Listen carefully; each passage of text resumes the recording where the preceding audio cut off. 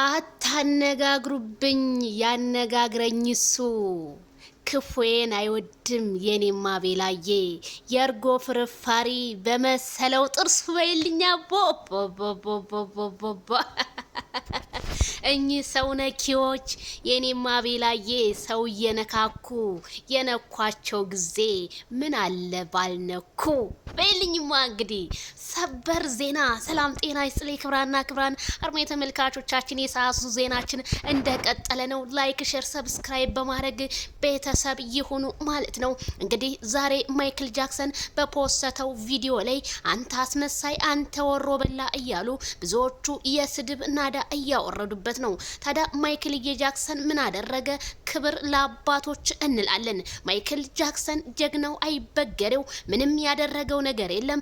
ልጁን ታቅፎ በመጣ 6 ወር ጉልበቱን በደከመው እናንተ አሁን እኛ ከሱ የበለጠ አባት እንሆናለን ወይም እናት እንሆናለን የምትሉ ሰዎች ግን ጤነኞች አትመስሉኝም ስል ከዚሁ አሳስባለሁ።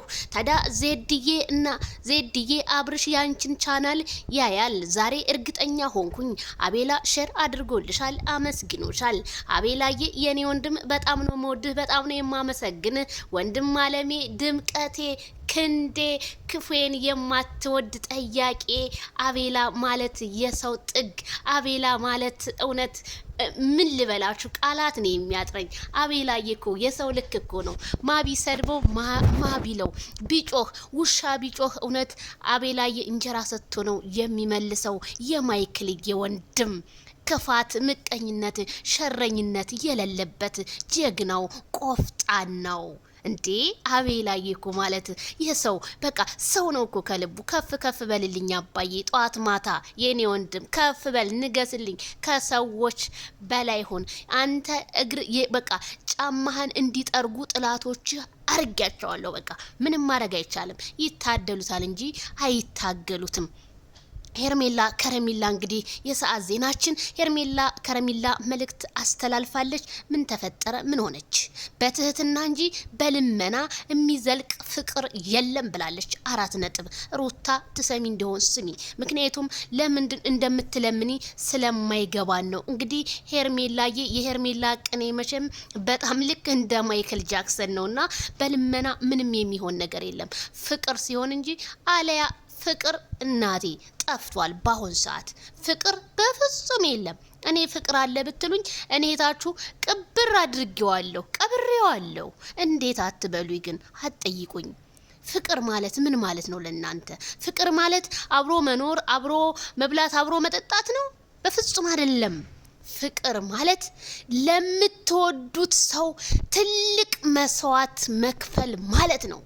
ፍቅር ማለት ባንቺና በሱ መካከል የሚቀር ግንኙነት ወይም መተሳሰብን፣ መተዛዘንን፣ ያንቺን ገመናሽን የሚደብቅ ነው።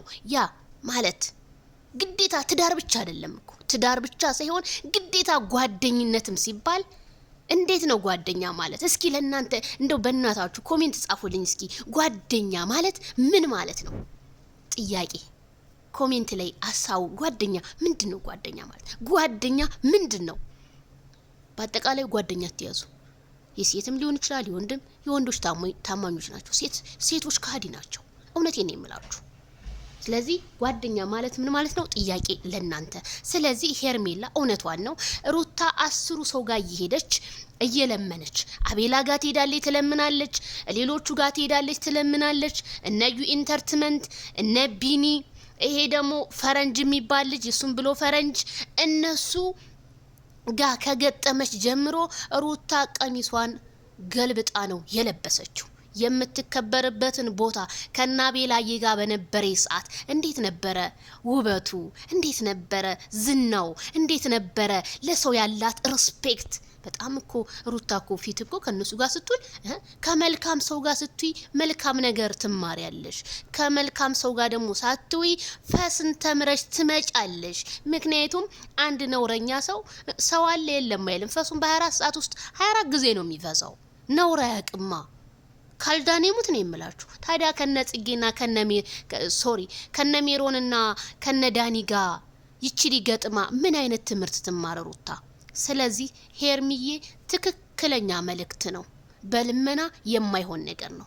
ማይክል ጃክሰን እንደሆነ ያንቺና ያንቺ ነው። ሄርሚዬ ከረሚላ ምንም አትጨነቂ። ለምሳሌ ድሮ የድሮዋን ትቶ ምናምን ድሮና ዘንድሮ ተቀይሯል አባዬ። በፍየል ዘመን ሰው በጋ አይሆንም። ይሄ ልጅ ለመነ ምን ያድርግ ነው የምትሉት? አስመሳይ ነው ምናምን። መቼም እናንተ ልዑል አብርሃም ነው እንጂ የሚባለው በእናንተ ስም አይጠራም። እናንተ እስኪ እናንተ አባትን የምትወድ ከሆነ እስኪ አብርሃምን አክብሩት። አብርሃም ማለት እኮ የገቢ ምንጫችሁ እኮ ነው። አብርሃም ማለት እኮ ለሰፈሩ ልጆች ምቀኝነት በቃ የማያስተምር ጀግና፣ መልካምነትን የሚያጎናጽፍ፣ የተቸገሩን የሚረዳ፣ ቤተሰቦቹን የቀየረ እኮ ነው አገሩ ላይ ቁጭ ብሎ። እናንተ አላችሁ የለ እንዴ? ወይ አትቀይሩ ወይ አትቀየሩ። ማይክል ጃክሰን ታሪኩ ይወራለት እንዴ? ማይክል ጃክሰን አንድ ጥፋት ሲያጠፋ አድርጋችሁ ታወራላችሁ። ማይክል ጃክሰን እኮ ከጅም መንጋጋ እኮ አውጥቶ ቤት የሰጠ እኮ ልጅ ነው። ማይክል ጃክሰን እኮ ቦረና ድረስ ሄዶ የረዳ ልጅ እኮ ነው። እናንተ ምን አይነት ታሪክ አላችሁ? ማይክል ጃክሰን እኮ ትልቅ አባታችን የሚረዳቸው ሰው አጥቶ አዲስ አበባ እኮ ይዞ ሄዶ ያሳከመ ልጅ እኮ ነው። አረ ስንት የአብርሃም ስንቱ ተዘርዝሮ ይዘለቃል። መቼም የሰው ልጅ ቀኝ እጅ ሰጥቶ ግራ እጅ እንደሚባል ያንን ነው። ታሪክ አለው። እዚህ ጋር እንደ እውነት አብርሃም የምትሉ የሱን የጥፍር ቆሻሻ እንኳን አታክሉ። ካልዳኔሙት ነው የምላችሁ። ስደት ላይ ሆናችሁ ለስደት እህታችሁ ለስደት ወንድማችሁ ጉድጓድ የምትቆፍሩ መጀመሪያ ከራሳችሁ ጽዱና አብርሃምን ተርቡ። 4 ነጥብ። አቤላ ጀግና ነው። አገሩ ላይ ተቀምጦ ከወንድሞቹ ጋር እየሰራ አቤላ ትላላችሁ። አቤላ ምን አደረገ? አቤላ እንኳን እንደ ሌላው ሰው እንኳን አሽሙራ ያቅ የሆነ በቃ ንግግር እኮ ጣፋጭ እኮ ነው የኔ ወንድም። አቤላዬ ኮራ ቀብረር በል። ሌትስ ጎ። እንዳትሰማ ማንንም። ቲክቶክም ሾርት ቪዲዮ ፖስትልን፣ ፎቶ ፖስት አድርግልን። ቻናል ቶሎ ይሄዳል ማለት ነው የኔ ምርጥ ወንድም። ሄድበት እንዴ! ካልደፈረሰ አይጠራም ውሃ።